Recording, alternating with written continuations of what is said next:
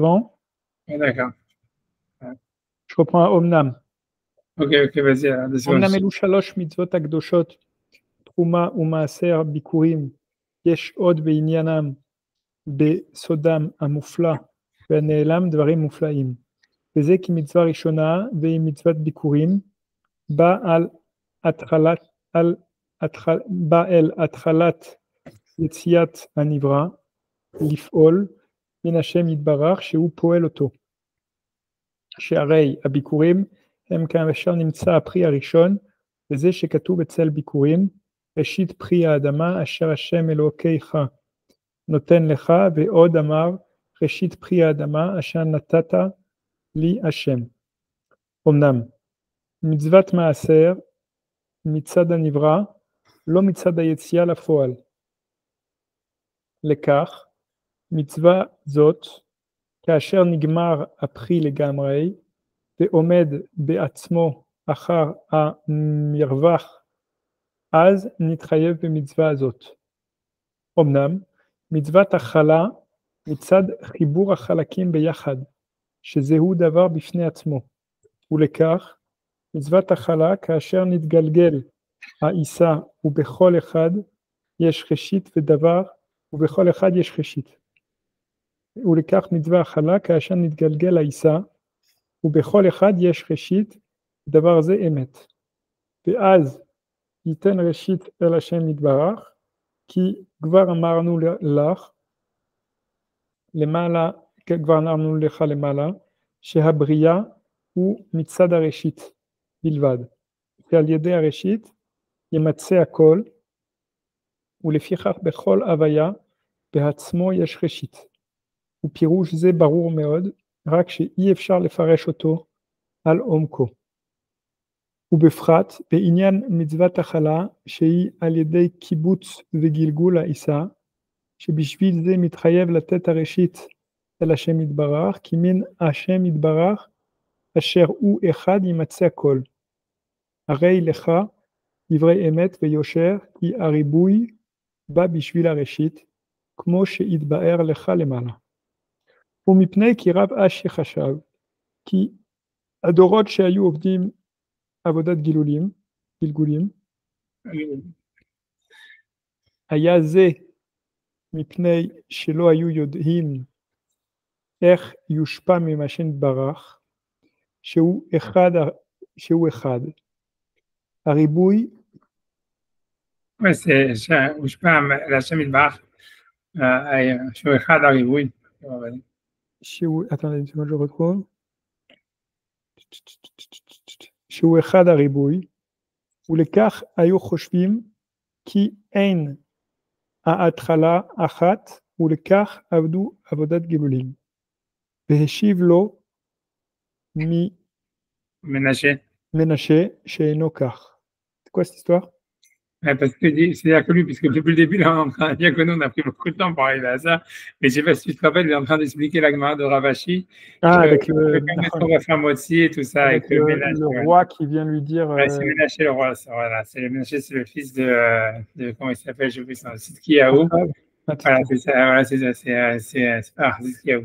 Ménaché, c'était un des avant-derniers rois d'Israël. Son père, c'était un tzaddik et son fils, c'était un tzaddik. Son père, c'était Tzidkiyahu. Et je crois. Hein. Son père c'était Josia et son fils c'était Josia. Tzidkiyahu, ouais, j'ai pas tous ses enfants, je pense que parce que Tzidkiyahu c'est son fils, et tous ses enfants, plus Yoash, c'est aussi ça, je crois que c'est le fils. Soit c'est Yoash, je sais plus c'est le fils de Tzidkiyahu, c'est le fils le frère de Tzidkiyahu, je crois que c'est le frère de Tzidkiyahu. Donc c'est aussi un des enfants de Ménaché, je crois hein, qu'à la fin. Je crois qu'à la fin, les derniers rois d'Israël, c'était des frères, c'était pas Yoash qui est exilé, ils égorgent ses fils devant lui. Ouais, je pense. Non, Yoash, lui, il est tué par le roi Pharaon quand il va attaquer, parce que Nabucodonosor, Pharaon, il vient attaquer Nabucodonosor. Lui, il veut l'empêcher parce qu'il dit qu'il veut pas qu'il y ait de guerre en Israël, et il est tué par les archers de Pharaon. Et ça, ils sont tous tués. Ça veut dire à la fin, ouais, c'est plein d'enfants. Tous les frères, je pense qu'ils ont régné, et c'était tous des enfants de Ménaché, c'est tous des tzadikim. Et le père de Ménaché, c'est un tzadik, c'était Hiskiyahu Amelech. Voilà quoi. Et son beau-père aussi, c'était un tzaddik, parce que lui, c'est a priori Ménaché, c'est son beau-père. C'est pas son beau-père, c'est même pas son beau-père, c'est son père, ça veut dire le père de sa mère, son grand-père, ça veut dire, ouais, son grand-père, c'est comment il s'appelle, c'est le prophète Ishaïa, Isaïe. Oui. Ouais, puisque Isaïe, il a donné sa fille, parce que Tzidkiyahu, il a vu que son fils allait être un rachat, il voulait pas avoir d'enfant. Et Hachem, il a dit à Tzidkiyahu qu'il devait avoir un enfant, et quoi qu'il arrive, il devait faire la mitzvah, et que c'était pas lui de rentrer dans les calculs d'Hachem.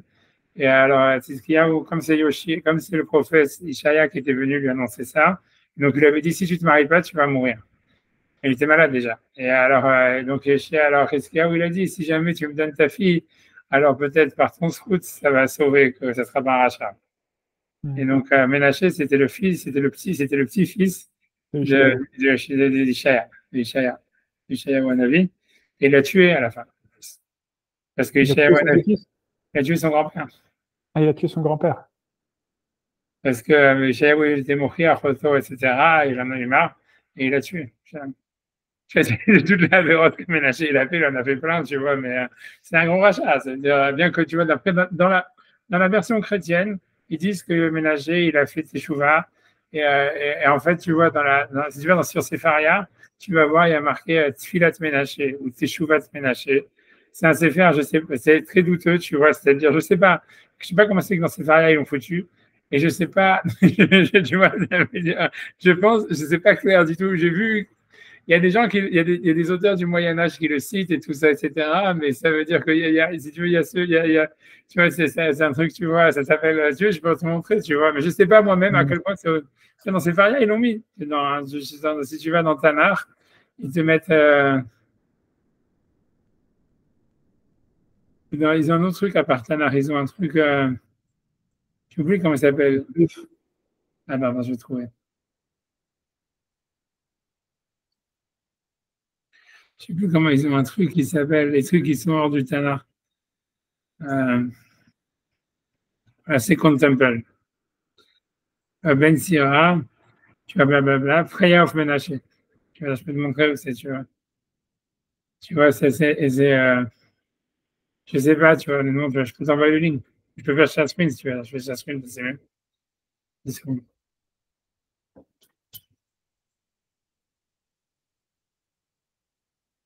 Et tu vois, ça veut dire.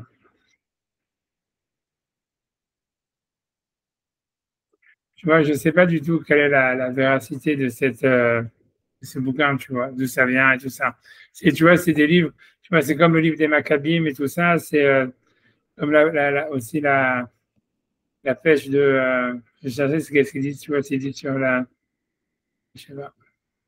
Enfin, tu vois, en tous les cas, tu vois, c'est cette fille-là, ça s'appelle la fille de Ménaché, que ça fait partie, c'était dans la Septante, ça veut dire que c'était tu vois, quand les 70 rabbinim, ils se sont rassemblés sous le roi, le roi d'Égypte, je ne sais plus lequel, qui a Ptolémée, je ne sais pas quoi, qui avait demandé aux membres du Sanhédrin, ça veut dire de compiler un Tanakh, et ils ont mis ce livre-là. Ça s'appelle la Tfilat Ménaché, ou Ménaché, selon ça, il ferait Teshuvah, il fait une Tfila. Et tout ça, je sais pas quoi, tu vois. Je regarde, je vais marquer Hachem Tsevakot, El Shakai, Eloké Avotenu, Abraham, Isaac, Yaakov, Eloké Zera Tzidkam, Asher Asetet Hashemayim Vetaretz, Mikol Tzevam, Asher Azarta Et Hayam Bidvarecha, Vezagarta, Vechatam Tateom, Bishimcha, Nora, Vanirmad, Akol Ishahu, Veyechedu, Mipne Gevuratecha, Ven Lamod Nifna Dar Kevotecha, Ven Naset Evrat Apecha, Al Reshaim, בלי מידה ובלי חקר חסד זה יפתחת, כי אתה השם עליון ערך אפיים והחסד ונחם על הרעות בני אדם, אתה השם ברוב טובך הבטחת סליחה על החוטאים, שב ופשע ורחמך רבים שמת דרך תשובה לרשעים למען ימשעו, אתה השם אלוקי צדקות ולא שמת נוחם לאברהם ליצחק וליעקב הצדיקים שהם לא חטאו לך, כי אם לי אני החוטא שמת נוחם כי חטאתי, עוונותיי עצמו מסביע, ואינני ראוי לשאת עיניי ולהביט למרום מפני רוב פשעי, ואתה השם צדק בצדק ונציב, כי גמול ידיי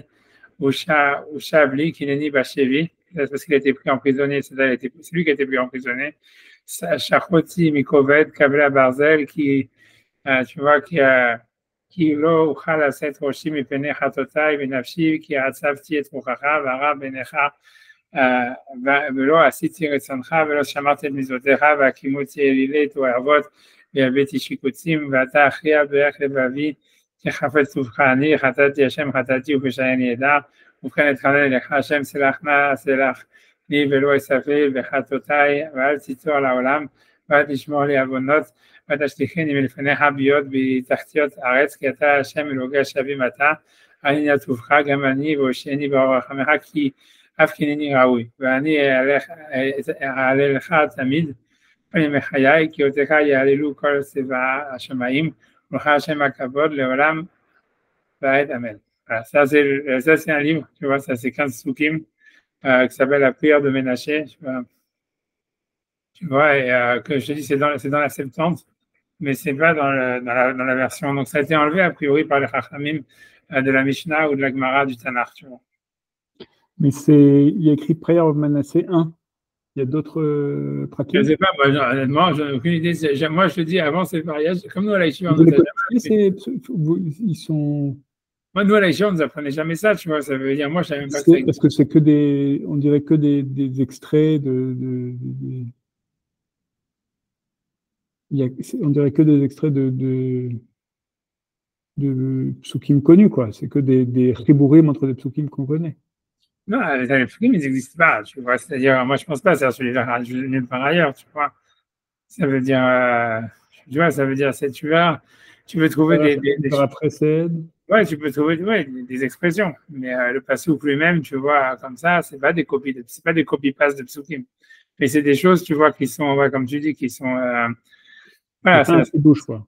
Voilà, c'est pas un chidouche. Tu as tout compris. Et en fait, si tu veux, toutes ces parties de la Septante, tu vois, tu vois, parce que ça, c'est la prière de Ménaché. Parce que si j'arrive à retrouver, attends, je vais essayer de revenir sur, d'abord de zoom out, après ça, je fais comme ça.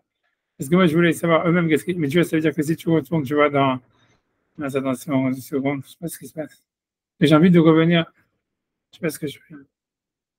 2 secondes. Je ne sais pas pourquoi ça revient toujours à ça. Si je ferme, alors. Si tu vois, en fait, si tu regardes, tu vois tout ce qu'ils ont appelé le Second Temple, ils appellent des apocryphes. Tu vois, ça veut dire ancient book written in biblical styles that were not included in the quotation. C'est comme ça qu'ils disent, tu vois. Tu vois, le Sefer de Ben Sira, le Sefer de Yehudit. Tu vois, ça, je ne sais même pas c'est quoi. Tu vois, Leader of Artists, Prayer of Ménaché, un autre psaume, tu vois. Bref, tu vois, le livre des Maccabim, tout ça, tu vois, mais le livre de Tobie, mais tu vois, ça veut dire que quand tu regardes tous ces livres-là, les chrétiens, ils les ont vachement utilisés parce qu'en fait, si tu veux, ils sont vachement en droite ligne du Nouveau Testament, c'est-à-dire que, tu vois, ils sont vachement. C'est vachement, je sais pas comment te dire, tu vois, béni oui, tu vois, je sais pas comment te dire, tu vois, ça veut dire, voilà, t'apprends rien de nouveau, et tu vois, voilà, c'est Hachem il est gentil, Hachem il pardonne, et tout ça, tu vois. Dans tous ces trucs-là, c'est, mais je sais pas pourquoi, tu vois, je sais pas pourquoi les Chachamim, tu vois, parce que c'était, à mon avis, ça faisait partie de la Septante, tu vois, je sais pas, honnêtement, tu vois, je sais pas du tout, hein, je connais rien du tout, tu vois, je sais pas si tu cliques, est-ce qu'ils peuvent dire quelque chose? Ah voilà, disent prayer ménager with an apocryphal, the fourth season of Judah, completed by sometime between the 2nd century and 2nd. The Bible describes Menashe as one of the most idolatrous kings of Judah, and records that Menashe was taken captive by Syrian. He was from Merzia and journeyed to Israel as well.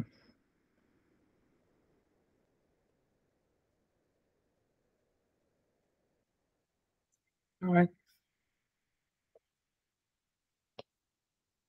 Eux, ils pensent, tu vois, ça veut dire, ils disent que c'est authentique, a priori. Non. Je sais pas.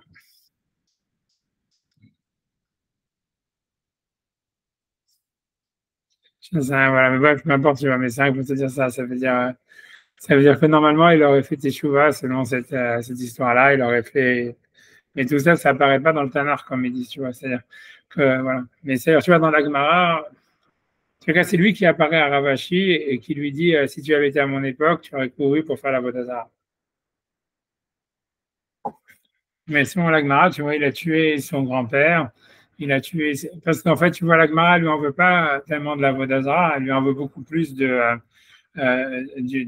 crime, tu vois. C'est-à-dire, il a massacré énormément d'innocents. Le passage qui est marqué, il a rempli Jérusalem, le sang remplissait de Jérusalem, mi-PLP, ça veut dire d'une extrémité à une autre. tellement il y avait de la criminalité à son époque et que lui, en fait, il était, comment dire, ça veut dire, voilà, instigateur de tout ça, quoi. C'est pour ça que tu vois, c'est pour ça que cette prière-là, elle est un peu bizarre, parce que c'est comme si quelqu'un, je sais pas si quelqu'un il a tué des milliers de juifs, et après sur quoi il se repent sur la Vodazara, et Hachem va accepter cette échouva-là. Tu comprends ce que je veux dire? Ça veut dire, ça, moi je pense qu'il y a beaucoup plus grand, c'est beaucoup plus grosse avéra de tuer des juifs pour rien, des innocents et tout ça, que de faire la Vodazara. Je veux dire, ok.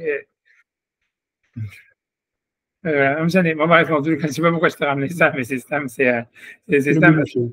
Pas déménager. Voilà, en tout cas, c'est la Gemara chez nous, elle ramène pas tous ces trucs-là. Mais en tout cas, c'est lui quand même qui apparaît à Ravashi, qui lui dit que s'il avait été à son époque, il se serait attaché au pan de de sa robe pour courir pour faire la faute d'Azara. Et à la fin, Ravashi, quand il fait le cours sur Ménaché, il dit, je sais pas quoi, il dit plus que c'est un rachat, il dit je sais plus quoi, il dit quelque chose d'autre, il dit un iftar, mais dit vrai, je sais plus quoi.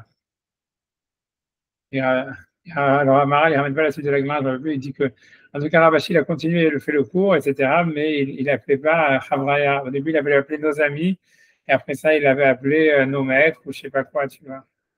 Berab Vata, il dit Berab Vata, à la fin du premier paragraphe. Ça veut dire, on va parler sur les rabbanim ou sur les grands. Mais Ravashi, c'était qu'un seul avis là-dedans. Si tu te rappelles, il y avait les autres rabbanim où il y avait un rab, il avait commencé à faire des cours contre Ménaché et il était tombé malade. Et après ça, Hachem, il avait dit à Hachem, ok, si jamais je guéris, j'arrête de faire ces cours-là. Et quand il a guéri, il a refait les cours. Et la Gemara a dit, ouais, mais voilà, tu ne tiens pas parole. Et il dit, ouais, eux aussi, ils n'ont pas tenu parole, etc. Je ne sais pas si tu te rappelles toute cette Gemara-là. Ouais, je me souviens, je me souviens. Ça, voilà, parce que la Gemara dit qu'il n'a pas traité avec le Lamaba. Tu vas me dire, Abba Melachim Elaim Chalek le Lamaba. Je pense que Ménaché, c'est un des chedés de ceux qui n'ont pas de Chalek le Lamaba, tu vois, d'après la Gemara. D'après la Mishnah, tu vois. Donc, bref, tout ça, peu importe. Mais c'est ça l'histoire de Ménaché. Pour ça, c'est pour expliquer ça, tout ça, c'est pour revenir à ce que le passage de la Gemara qu'on a expliqué depuis le début. C'est que, tu vois, c'est que voilà, donc, l'idée, c'est que Ravashi pensait que Ménaché, il avait fait la faute d'Azara parce qu'il ne comprenait pas comment est-ce que peut y avoir un Dieu unique alors que dans le monde, il y a une telle pluralité et c'est super mosaïque, c'est hyper, tu vois, c'est comment dire, c'est très, voilà, ça veut dire le monde, il est mosaïque, il est éclaté. Et en fait, dans l'histoire de Hamotzi, Ménaché il expliquait que non, qu'en réalité, il n'avait aucun problème idéologique à comprendre que dans le monde, il y avait une unité et qu'il y avait un début où tout était unique. Et c'est ça ce qu'il a voulu dire, qu'on fait motzi à partir du moment où le pain il commence à cuire. Ça voulait dire en fait qu'il y avait un moment où il y avait, ça veut dire, c'est pas parce qu'il voulait lui expliquer en disant ça que c'est pas parce qu'il y avait une pluralité, ça veut dire qu'il y a eu un éclatement, qu'il n'y avait pas un début et que le début pouvait être présent encore au moment où il y a l'éclatement. L'unité, elle pouvait rester au moment où il y a l'éclatement. C'est ça ce que je suis en train d'expliquer jusqu'à maintenant. Tu vois, c'est ça ce que je suis en train de dire. Ouais, pour te dire ça, c'est tout. Tu vois. Donc c'est ça parce qu'il parle de Ménaché, tout ça, etc. On va dire. Donc lui, il veut dire par là, parce que lui, il veut dire que le Yetzirah de Avodazara chez Ménaché et chez les Juifs, puisque c'est ça ce qu'il est en train d'expliquer. C'est pourquoi, toute sa question depuis le début du livre, c'est quoi? C'est comment ça se fait que les Juifs qui sont tellement hauts, qui sont les enfants surtout d'Abraham, Isaac et Yaakov, qui étaient donc des prophètes et qui ont une relation avec le divin, comment ça se fait que ce sont eux qui sont aussi là, qui ont la plus grande propension à s'éloigner du divin, à faire la Vodazara, etc. C'est ça sa question depuis le début. Donc, au début, il avait proposé de dire que c'est un problème idéologique, c'est un problème d'intelligence, comme quoi, en fait, on n'est pas capable de comprendre l'unité d'Hachem. Mais il dit non, en fait, la Gemara vient de dire ici que Ménaché, il était très conscient de l'unité d'Hachem dans le monde et que la Vodazara, elle vient d'ailleurs. Tu vois, ça veut dire la de la Vodazara, il vient d'ailleurs, il n'est pas intellectuel, c'est ça ce qu'il veut dire. Pas spirituel.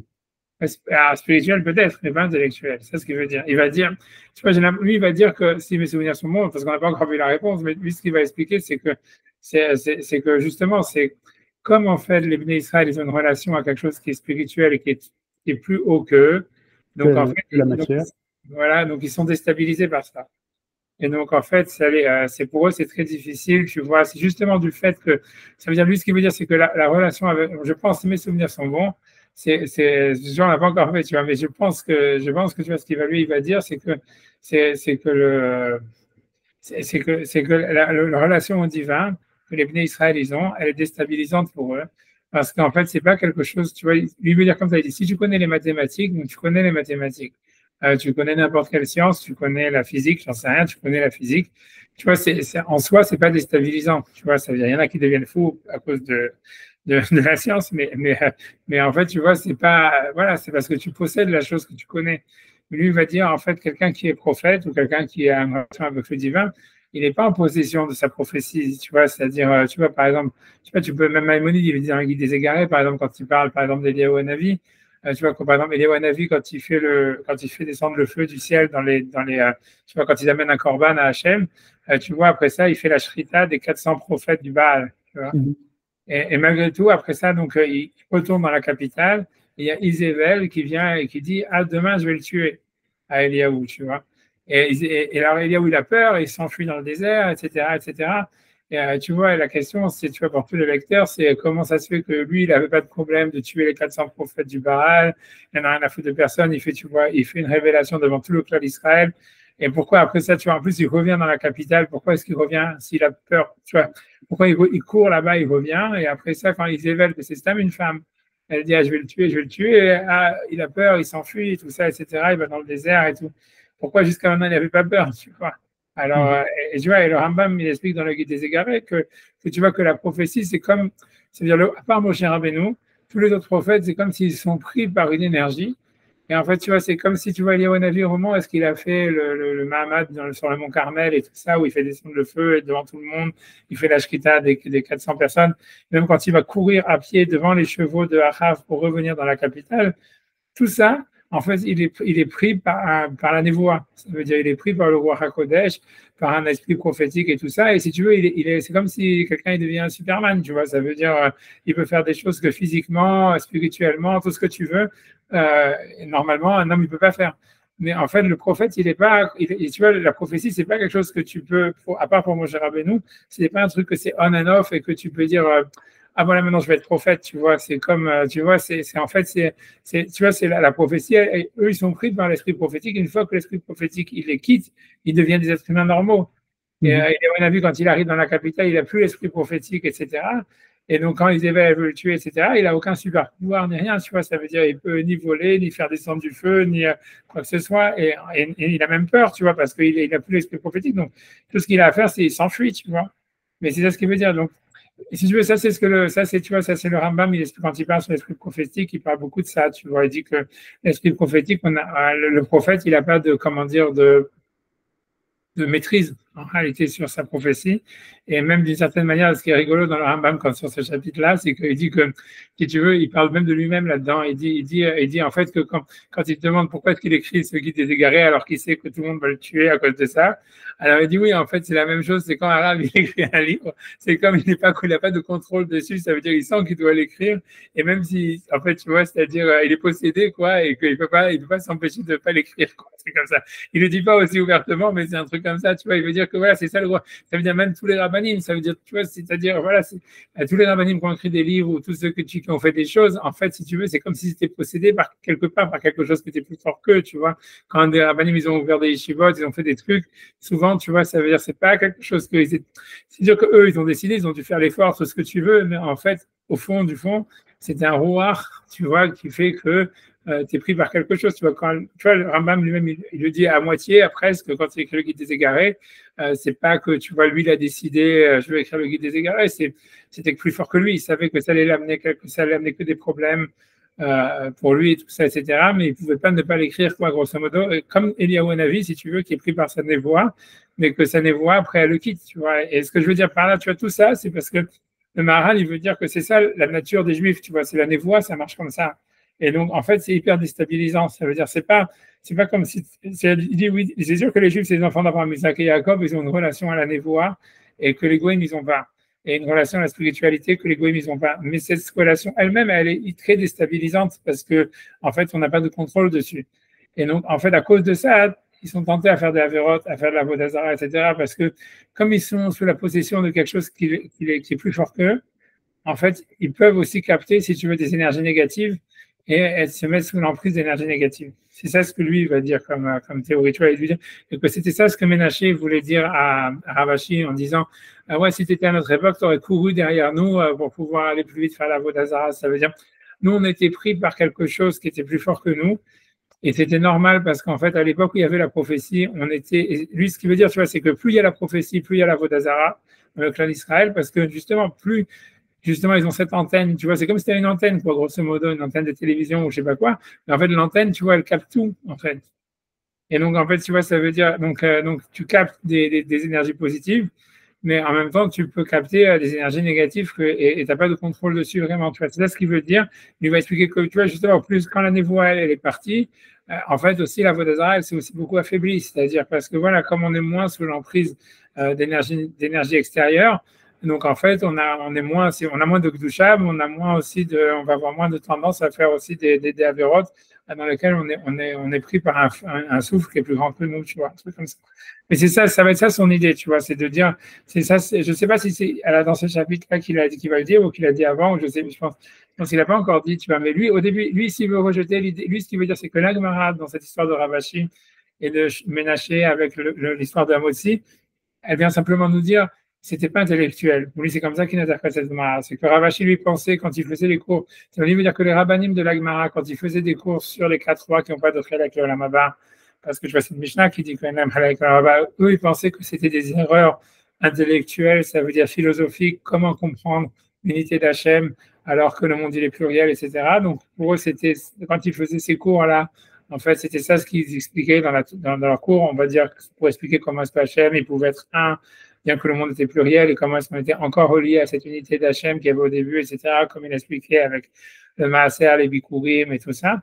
Et en fait, ce que l'Agma dit, non, c'est que Ménaché, il a apparu en rêve à Ravashi pour lui dire non, c'était pas intellectuel, ça, il comprenait très bien que voilà, que le pain, il commence à cuire quelque part, et que malgré tout, après ça, ça se répand, et que ça devient différentes parties du pain, et que, etc. Pour lui, c'est ça ce que ça veut dire, c'est que c'était pas un problème intellectuel qui leur empêchait de voir l'unité d'Hachem dans l'univers, etc., mais que c'était un truc, tu vois, qui était une énergie, une passion, j'en sais rien, je sais pas comment expliquer, si tu veux dire ça, une sorte de vent de folie, un truc, tu vois, qu'il est possédé et que si Ravashi l'avait été à leur époque, il aurait aussi couru plus vite que lui, tu vois, parce que, voilà, et ça venait même du roi Hakodesh qu'ils avaient, quoi, ça veut dire cette connexion qu'ils avaient avec la névoie. C'est ça ce que lui veut expliquer. Et que les Juifs, à cause de ça, ils ont ça. Ça veut dire, à travers les générations, même si on n'a plus la névoie, etc., on a toujours une capacité à être lié à des énergies qui sont plus fortes que nous et qui nous possèdent. Et en fait, ça entraîne aussi qu'on fait beaucoup d'erreurs, tu vois, que les goïms, ils n'auraient pas fait, tu vois. C'est-à-dire, voilà, parce que c'est ça ce qu'il veut expliquer. Tu vois, c'est ça. Et a priori, le rôle de l'exil, c'est d'apprendre, si tu veux, ça serait d'apprendre pour nous de comprendre, tu vois, de garder un contrôle justement sur cette relation qu'on a au divin. C'est-à-dire, par la confrontation au goïm qui est dans l'exil, et tu vois, etc., en fait, on apprend petit à petit si tu veux, à gérer, quoi, si tu veux, à gérer cette relation qu'on a au surnaturel. Et c'est ça le rôle, tu vois, c'est ce qui va expliquer, tu vois, c'est ça le rôle de l'exil, grosso modo. J'ai compris. Arabe, je suis désolé, mais il faut que j'arrête là maintenant parce que j'ai un, je suis en, comment ça s'appelle? Mitnadev. Je suis en train de faire le cours pour devenir Mitnadev dans la police. C'est pour ça que j'avais demandé à commencer plus tôt aujourd'hui, parce que j'ai rendez-vous à 5 heures pour le cours. Et alors, vous avez réfléchi à la Alia ou pas encore? Déjà, on un lien. Ah, mais moi j'ai compris que tout ce que j'ai compris de toutes mes histoires qui me sont arrivées, c'est que non, moi je sais pourquoi je peux faire ma lia, c'est-à-dire plus de trucs, c'est parce qu'en fait j'ai compris que moi il faut pas que je m'implique, tu vois, socialement, tu vois. Moi j'ai compris que maintenant mon but à moi c'est vraiment de m'isoler et de tu vois, donner des choses, essayer, tu vas enseigner la Torah ou tu vas étudier la Torah avec des gens. Je pense que ça c'est bien pour moi, mais que je pense que c'est ça ce que je dois faire. Et que si je vais en Israël, tu vois, de facto, je vais me retrouver impliqué dans des tu vois, dans des trucs, et je pense que c'est pas bien pour moi. Moi, l'histoire de Gretnek, ça m'a montré que c'était pas pour moi, c'était pas mon tafkid dans ce monde avant tous les cas, et que l'Amérique, c'est très bien pour moi pour ça, parce que justement, je suis impliqué dans rien, et c'est très, très, très bien comme ça. Si vous savez la vérité, c'est ça l'idée, tu vois, c'est surtout ça, tu vois. J'ai l'impression que je suis pas fait pour ça, je suis pas fait pour ça, je suis pas fait pour ça. Je pense pas. La semaine prochaine, on fait mercredi. Alors attendez, parce que mercredi, j'ai à nouveau le cours de police. Est-ce qu'on peut dire jeudi? À quelle heure? Je dis, ouais, dis-moi à quelle heure? Le matin, comme ça veut 4 heures dire. d'Israël? Ouais, 7 heures, ça veut dire quoi, à quelle heure? 4 heures d'Israël, 16 Ok, heures. d'accord. Ok, ok. Alors envoyez enfin, moi-même, je l'envoie maintenant parce que sinon je vais oublier, tu vois. Ok, jeudi. Moi, j'ai un lien, j'ai une invitation. Ok. Où Que les invitations, c'est mieux. Ok, ok, vas-y, vas-y. Je vais l'écrire ça. Et ourielaviges@hotmail.com, les deux. Ouais, ok, d'accord, ok, d'accord. Ok, mais même je vais le marquer moi sur le WhatsApp parce que c'est surtout sur le WhatsApp que moi je regarde après, tu vois.